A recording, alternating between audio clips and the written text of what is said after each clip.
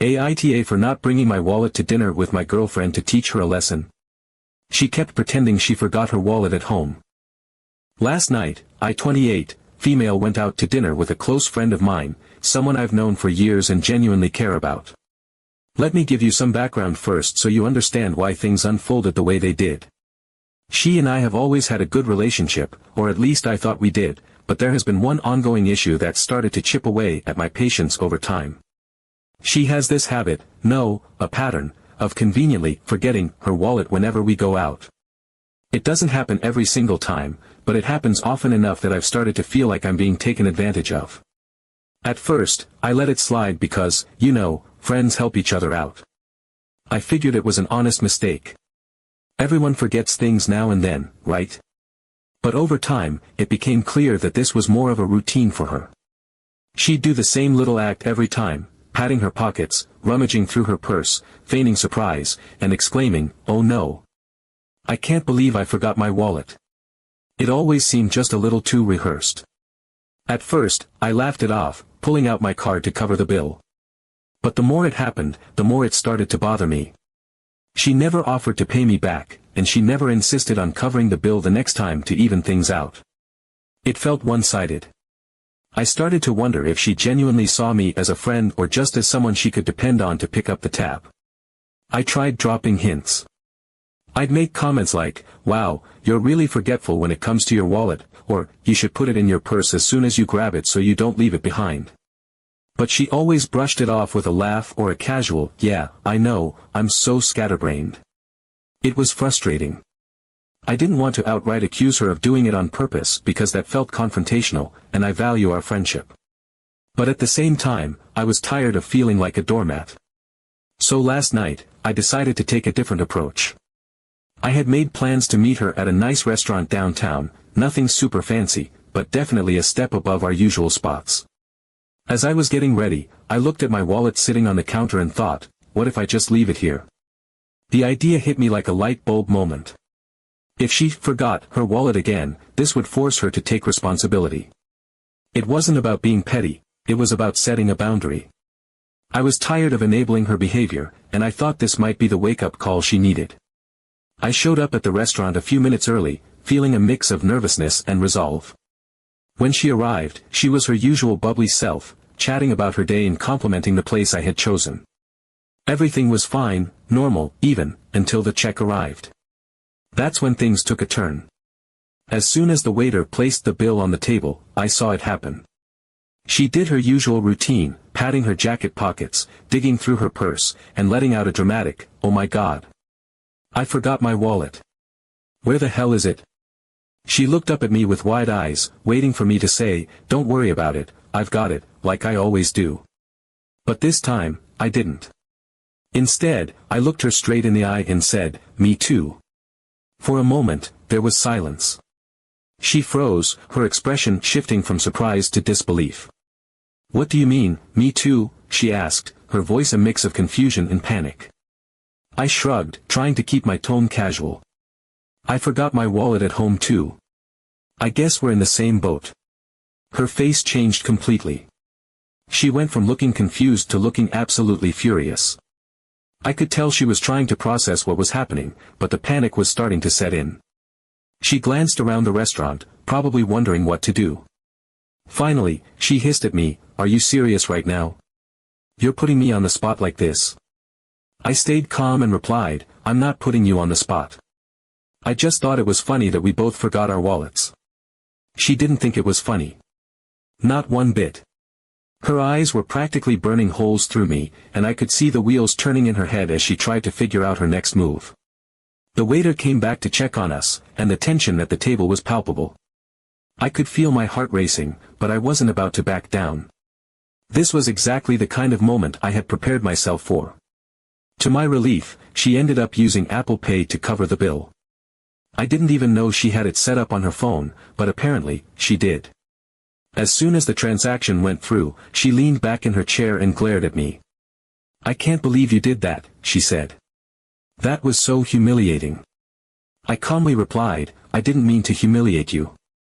I just thought it was time we both took responsibility for paying our share." She didn't say much after that. We left the restaurant, and the car ride home was awkward and quiet. Before she got out, she turned to me and said, "You're a horrible person for doing that to me. Friends don't embarrass each other like that." I didn't know what to say, so I just nodded and said, "I'll see you later." She slammed the door and walked off, leaving me sitting there feeling a mix of guilt and frustration. On one hand, I felt bad for making her feel uncomfortable. On the other hand, I didn't feel like I had done anything wrong. I wasn't trying to humiliate her, I was just trying to hold her accountable. Was that so unreasonable? Now I'm left wondering if I went too far. Maybe I should have talked to her directly about how her behavior was making me feel instead of staging this little experiment. But at the same time, I feel like I've been more than patient with her, and she's the one who created this situation by repeatedly taking advantage of me. So, was I wrong? Am I the bad guy for leaving my wallet at home to prove a point, or was this a necessary step to address an ongoing problem without confrontation? Update 1. A week after the awkward dinner, I was still replaying the night over and over in my head. I had felt justified in my actions at the time, but her angry words stayed with me. "You're a horrible person for doing that to me." Was I? Had I crossed some unspoken line of friendship by letting her fend for herself? I felt a mixture of guilt and frustration, but more than anything, I felt exhausted. I didn't know how to move forward with someone who clearly didn't value fairness in our friendship. Then, seemingly out of nowhere, she texted me. Her message was short but surprisingly heartfelt. She apologized for her reaction at dinner and said she had been feeling embarrassed and caught off guard that night. She admitted she hadn't handled it well and said she wanted to make it up to me by taking me out for dinner. It was the first time in all these years she had offered to treat me, and the sincerity in her tone gave me pause. Maybe she really had reflected on her behavior. Maybe my little experiment had finally gotten through to her. After some thought, I agreed. I didn't want to hold a grudge, and I valued our friendship enough to give her another chance. We made plans to meet at a trendy pizza place downtown, one of those Instagram-worthy spots with exposed brick walls, Edison bulbs, and artisanal everything. When I arrived, she was already there, waiting at a cozy table near the window. She greeted me with a big smile and a hug, acting as though nothing had happened the week before. Her energy was warm and upbeat, and for a while, I thought maybe this dinner would mark a fresh start for us. We spent the first half of the evening catching up. She asked about my work, genuinely interested for once, and even complimented my outfit, saying I looked so put together. It was nice, comfortable, even. The tension from the previous week seemed to melt away, and I started to feel hopeful about repairing our friendship. Then the check arrived. I felt my chest tighten as the waiter placed the small leather folder on the table between us. I didn't reach for it, deciding to let her take the lead since she had been the one to invite me out. She opened it, glanced at the total, and reached into her purse. My heart was pounding in anticipation, and then it happened, the familiar pause. She froze, her hand still in her bag, and let out a soft sigh. "Ugh, you won't believe this," she said, looking up at me with a sheepish smile. "My Apple Pay isn't working, and I left my wallet at home again. Can you cover me this time? I promise I'll Venmo you as soon as I get home." I felt my stomach drop. There it was, the same old excuse, repackaged slightly but just as flimsy. After everything that had happened, she was still playing the same game. I stared at her, trying to keep my expression neutral. Inside, though, I felt a mix of disbelief and disappointment. Was she serious? Had she learned nothing? "That's weird," I said, keeping my voice calm. "You could always call the bank, or I'm sure the waiter will be okay splitting the check if you need time to sort it out." She laughed nervously, brushing off my suggestion. No, it's fine. I'll figure it out," she said, her tone casual. But I could see it, the flicker of panic in her eyes. She knew she'd been caught, even if she wouldn't admit it outright. After a moment, she excused herself to the restroom, leaving her purse on the table. As she walked away, I stared at the bag, my mind racing. I wanted to believe her, I really did. But something didn't sit right with me. Her behavior, her tone, the timing of it all, it felt calculated. The memory of all the other times she'd forgotten her wallet came flooding back, and I couldn't shake the feeling that this was just another performance. Curiosity got the better of me. I glanced around the restaurant to make sure no one was watching, then leaned forward and peeked into her open purse. My heart sank. Sitting right there, in the side pocket of her bag, was her wallet. It wasn't hidden or tucked away, it was right there, in plain sight. The neat leather fold practically mocked me as I stared at it. All this time, I had given her the benefit of the doubt. I had told myself she was just forgetful, that maybe she was overwhelmed or distracted. But this? This wasn't forgetfulness. This was deliberate. I sat back in my chair, my mind racing. This wasn't just a one-off mistake or even a bad habit. This was a conscious choice. She had looked me in the eye and lied, fully expecting me to clean up her mess yet again. And for what? To save a few bucks. To keep up some facade that she wasn't capable of pulling her own weight. When she returned to the table, she acted as though nothing had happened. She smiled, thanked me for waiting, and asked if I was ready to leave. I nodded, still trying to process what I had just seen. She didn't mention the bill again, and I didn't either. I had already made up my mind, I wasn't going to cover for her. When the waiter came back, I handed him my card and asked him to split the check. Her expression shifted, just for a moment, but she quickly covered it with a forced smile.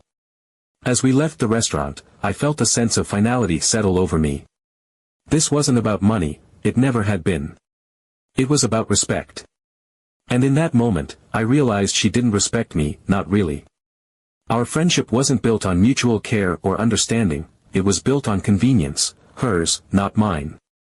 That night, as I sat at home replaying the evening in my mind, I felt a strange mix of sadness and relief.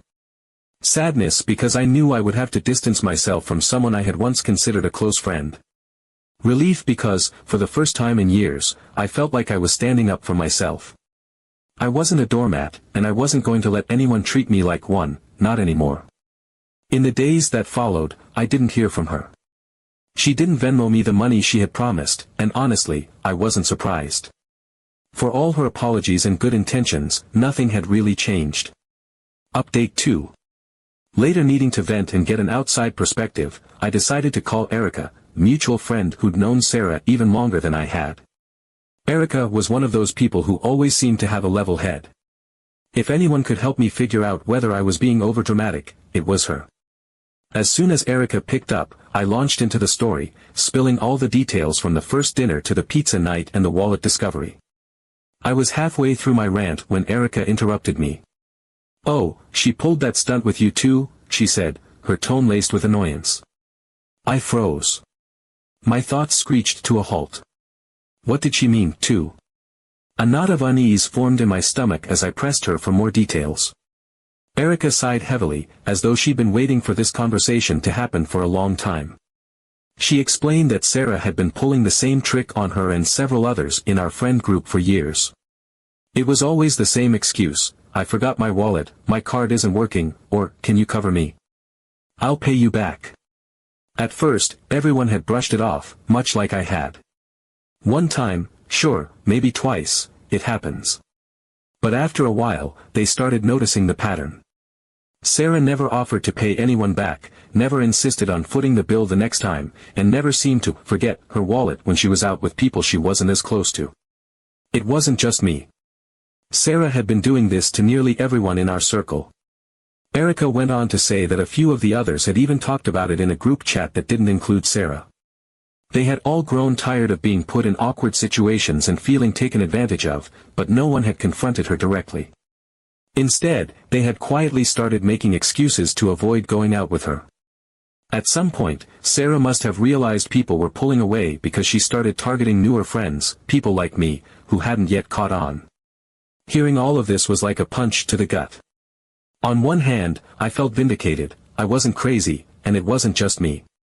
On the other hand, I felt betrayed by the silence. Why hadn't anyone warned me? Why had they all chosen to tiptoe around the issue instead of addressing it head-on? Erica admitted that it wasn't because they didn't care, it was because Sarah had a way of turning any criticism into drama. She'd get defensive, play the victim, and somehow twist the situation until you felt like the bad guy for even bringing it up. It was exhausting, Erica said, and most of them had decided it was easier to just let her fade out of their lives. That explanation hit me harder than I expected. I had been sitting here questioning my own judgment, wondering if I'd overreacted or misread the situation, when in reality, Sarah had been pulling this same stunt on multiple people for years. And yet, instead of confronting her, everyone had chosen avoidance. They let her behavior continue unchecked, leaving others like me to deal with the fallout. Update 3. Fueled by everything I had learned, I realized I couldn't let this slide any longer. The weight of her actions had grown too heavy, not just for me but for everyone she had taken advantage of. If I didn't address this directly, I would only be adding to the cycle of silence that had enabled her behavior for so long. The next day, I texted Sarah, asking if she could meet me for coffee. I kept the message simple and vague, not wanting to tip her off about the conversation we were going to have. She responded quickly, agreeing to meet, and I set a time and place. When I arrived at the coffee shop, I felt a mix of nerves and determination. This wasn't going to be easy, but it was necessary. Sarah walked in a few minutes later, her usual bubbly demeanor in full force as she waved and sat down across from me. I didn't bother with small talk. I had rehearsed what I was going to say so many times that it felt almost robotic when the words started spilling out. As I began explaining what had been bothering me, her cheerful expression faltered. Her smile faded, replaced by a look of discomfort that only deepened as I laid everything out. I told her how her repeated excuses about forgetting her wallet had become a pattern that others had noticed, not just me. I brought up the countless times she had relied on someone else to pay, never offering to make things right or acknowledging how unfair it was. I let her know that if she was struggling financially, that was something we could have worked through together, but the lying, the manipulation, and the consistent disregard for her friend's generosity weren't acceptable. As I spoke, I could feel the tension building between us. She was uncharacteristically quiet, her face a mix of embarrassment, anger, and something I couldn't quite place. When I finally finished, there was a long, uncomfortable silence. I braced myself for an explosion, some kind of denial, an accusation, or even an attempt to make herself the victim. But when she finally responded, her reaction took me by surprise. She didn't deny it. She admitted it. The truth came tumbling out, raw and defensive, like a dam breaking under pressure. She explained that she had been pretending to forget her wallet because she felt pressured to keep up with the rest of us. She talked about how expensive some of the places we chose to go were and how she didn't want to feel left out or judged for not being able to afford them. She admitted that, in her mind, letting someone else cover the bill was a way to avoid the awkwardness of saying she couldn't afford to join. She framed it as a survival mechanism, a way to protect herself from feelings of inadequacy and shame. As I listened, I felt a strange mix of emotions. On one hand, I understood where she was coming from. It couldn't have been easy for her to constantly feel like she was falling behind, especially in a group where everyone else seemed to have their finances in order. On the other hand, her justification didn't excuse the hurt she had caused. It didn't make up for the years of lies, manipulation, and the sense of betrayal she had inflicted on people who genuinely cared about her. There had been countless opportunities for her to be honest, to have an open conversation about her struggles, but instead, she had chosen to take advantage of the very people she called her friends. After our conversation, I left the coffee shop feeling drained but also relieved. It wasn't a perfect resolution, but at least the truth was finally out. I had said my piece, and now it was up to her to decide how to move forward. I didn't know if she would take responsibility for her actions or if she would continue to make excuses, but either way, I felt like I had done what I could. A few days later, a group message popped up on my phone. It was from Sarah. The tone of her message was different from anything I had ever seen from her before. She started by apologizing, not just to me but to everyone in our friend group. She admitted to what she had been doing, explaining that it had started as a way to cope with her financial struggles but had spiraled into something she wasn't proud of. She acknowledged the hurt she had caused and promised to do better. She also said she understood if anyone needed space from her or didn't want to continue the friendship. What stood out most to me, though, was her promise to make amends. She said she was working on figuring out how much she owed to each person and would be reaching out individually to settle her debts. She also said she planned to take a step back from group outings until she could contribute equally without relying on others to pick up the slack. It was the kind of accountability I hadn't expected but desperately hoped for. The responses from the group were mixed. Some people were quick to forgive her, expressing their support and understanding. Others were more hesitant, saying they needed time to process everything. A few didn't respond at all. As for me, I felt cautiously optimistic.